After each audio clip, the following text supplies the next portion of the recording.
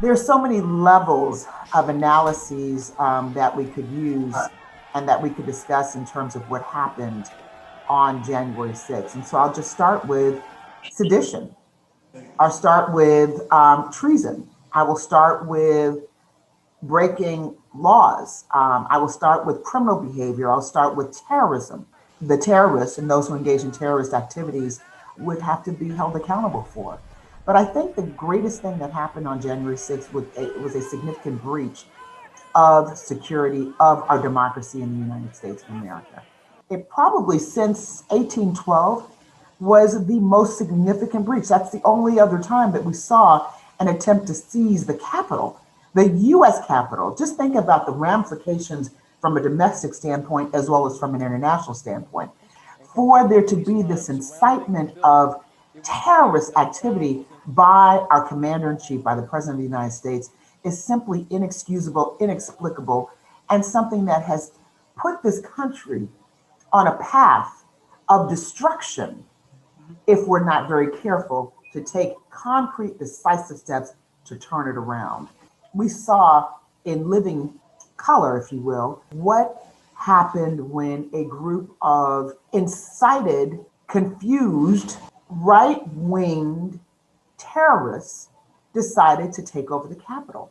Yes. So what we saw as a result were 5 people were killed.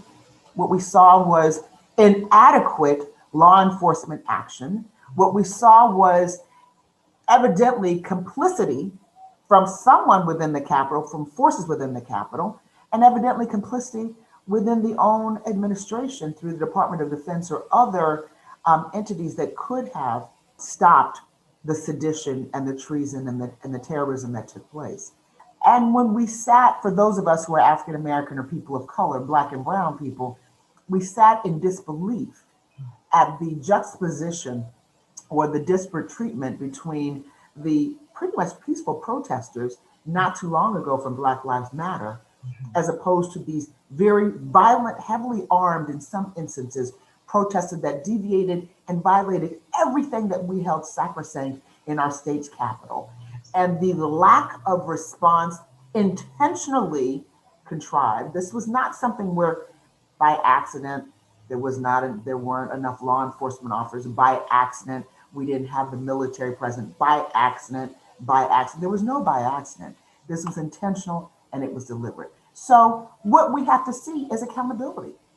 We now have to see those who were responsible, whether it was the actual people physically violating the Capitol and breaching the security breaches, or those who incited this catastrophic and terrible terrorist behavior amongst US citizens. So those people must be held accountable, including our commander in chief, including his son, including an officer of the court, Rudy Giuliani, including members of Congress who incited this type of behavior, encouraged it, and continued to aid and abet terrorism in the United States.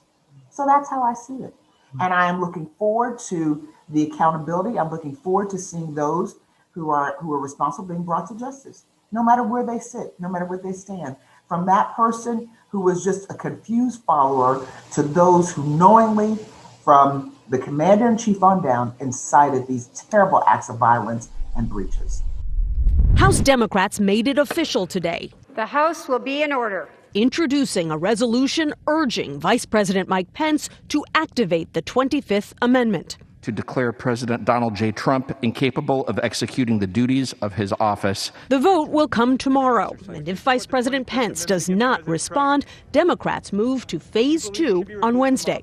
We have more than a majority to pass the article of impeachment. California's Ted Lieu co-authored the impeachment resolution, which argues that President Trump gravely endangered the security of the United States last Wednesday. Best way to heal and unify our nation is to hold accountable those who attacked our Capitol and those who incited that attack. That begins at the very top, starting with Donald Trump. We're going to walk down to the Capitol. The president's rhetoric, his rhetorical comments, his "Make America Great Again," which really meant in his mind and in the minds of others, take America backwards again. Take America back to the period of slavery. Take America back to doing before and after slavery. Take away the rights of individuals who are freedom loving and the rights of individuals who are seeking equal opportunity, equal justice, equal protection under the law. And so we looked up, and lo and behold, there we are, beleaguered by a mob force trying to break in and establish a coup d'etat on the government of the United States of America. It was not prepared for. Every kind of investigation right now is underway in terms of individuals who had sworn that they would protect the Constitution, who did just the opposite. There are all kinds of complicities underway in terms of individuals who are complicit and who knowingly were a part of the insurrection as opposed to doing their job, which was to protect not only the members of Congress, but to protect the Constitution of the United States of America. Because there is no way that this can go without some repercussions. And the repercussions are simply that Americans will not stand by and have all that we have worked for desecrated. The many years that it has taken to get to this point, no, we ain't going back. It's forward ever, backwards never, and we will protect the government and the Constitution of the United States of America. Congressman Davis, in the framing, there's a lot of discussion about the timeline. If the House advances the articles of impeachment, as we anticipate, that there's a thought that there will be little time for an actual trial. Can you explain why the passing of articles of impeachment is so fundamental, regardless of what may or may not happen on the Senate side? Because I think a lot of folks don't fully understand the mechanism by which the executive is held accountable. Well, I think the position that we are taking in the House, and we are fully aware that the timing may be such that there will not be sufficient time for the Senate to conduct a trial before the president's term of office runs out. But a part of the purpose is to make sure that Donald Trump is never able to run for office again, for a federal office in the United States of America.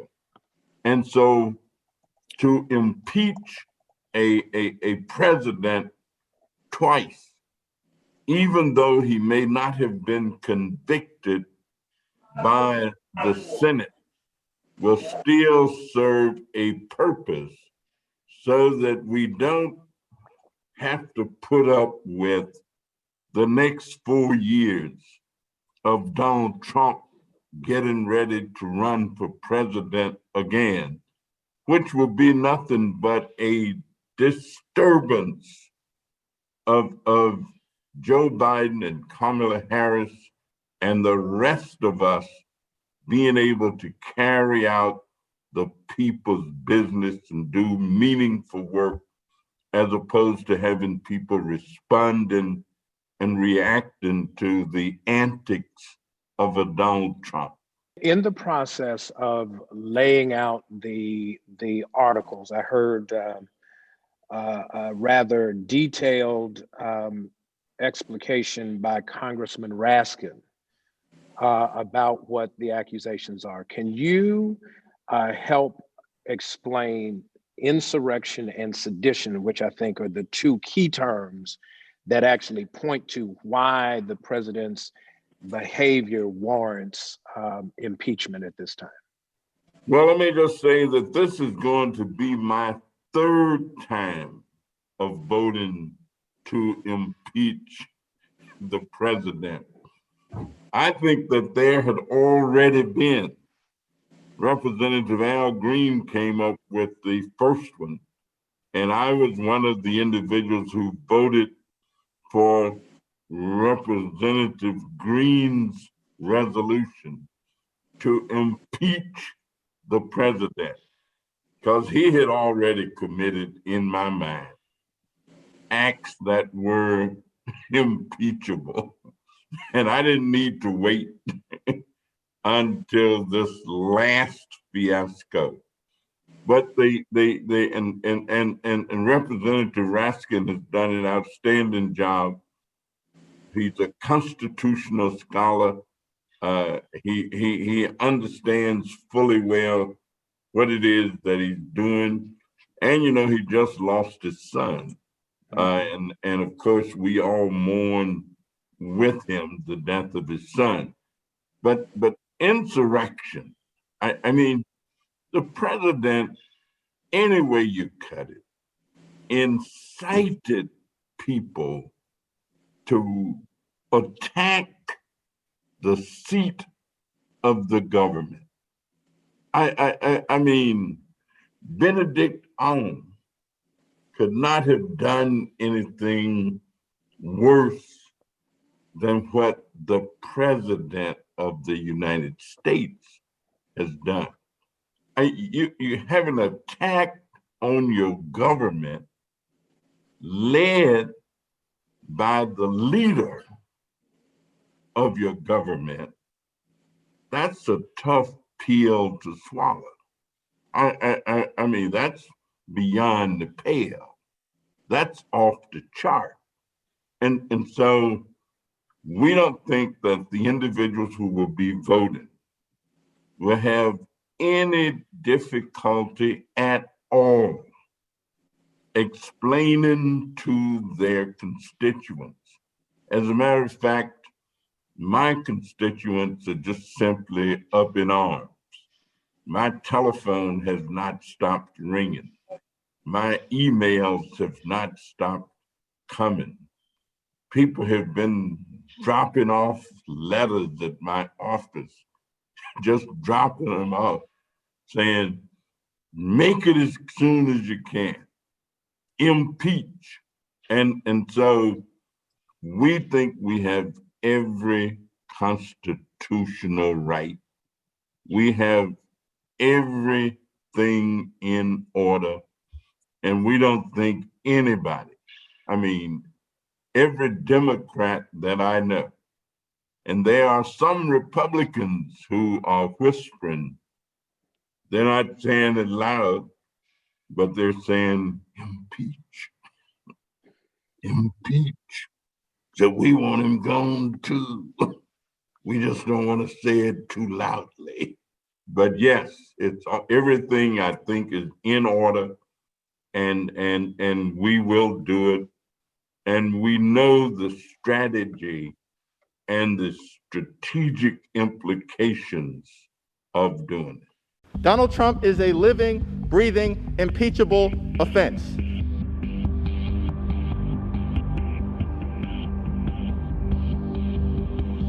If we fail to remove a white supremacist president who incited a white supremacist insurrection, it's communities like Missouri's 1st District that suffer the most. We have a mandate to legislate in defense of Black lives. The first step in that process is to root out white supremacy, starting with impeaching the white supremacist in chief.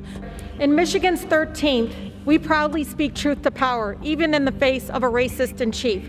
Those who incited an attack on the People's House do not get to talk about healing and unity. They have torn this country apart. They have stoked the fire and then handed the gasoline to Donald Trump. He needed to say only 2 words to end the violence: I concede. because that's what leaders do in a democracy. My vote to impeach our sitting president is not a fear-based decision. I am not choosing a side, I'm choosing truth. It's the only way to defeat fear.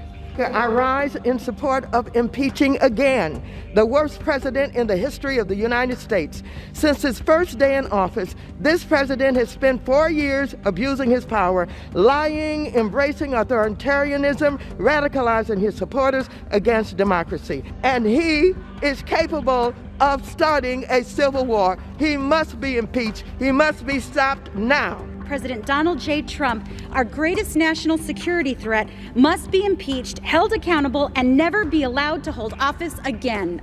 I've read many of my GOP colleagues know what the president did was wrong, but are afraid for their lives if they cross the president.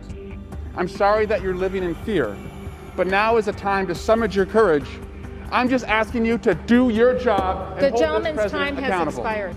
There is no excuse for President Trump's actions. That is why, with a heavy heart and clear resolve, I will vote yes on these articles of impeachment. In the first impeachment, Republicans said we didn't need to impeach him because he learned his lesson, so no need to remove him. Well, we said if we didn't remove him, he would do it again. Gentleman's time has expired. Simply put, we told you so. I'm the only member of Congress who's been involved in all 3 of the last presidential impeachments. Those were long proceedings. Today, we don't need a long investigation to know the president incited right-wing terrorists to attack the Congress to try to overturn constitutional government. If we don't impeach to protect our country, we will fail our own oath to protect and defend the Constitution of the United States against all enemies, foreign and, yes, domestic. A week after a pro-Trump mob stormed the Capitol, some calling for the deaths of lawmakers, including Vice President Mike Pence, House members passed an article of impeachment, incitement of insurrection against the president. He must go. He is a clear and present danger to the nation. The House took action after Vice President Mike Pence refused to invoke the 25th Amendment to remove the president from office, saying he would not play political games. The riot happened soon after Pence refused the president's demands to disregard the Electoral College and overturn the election results.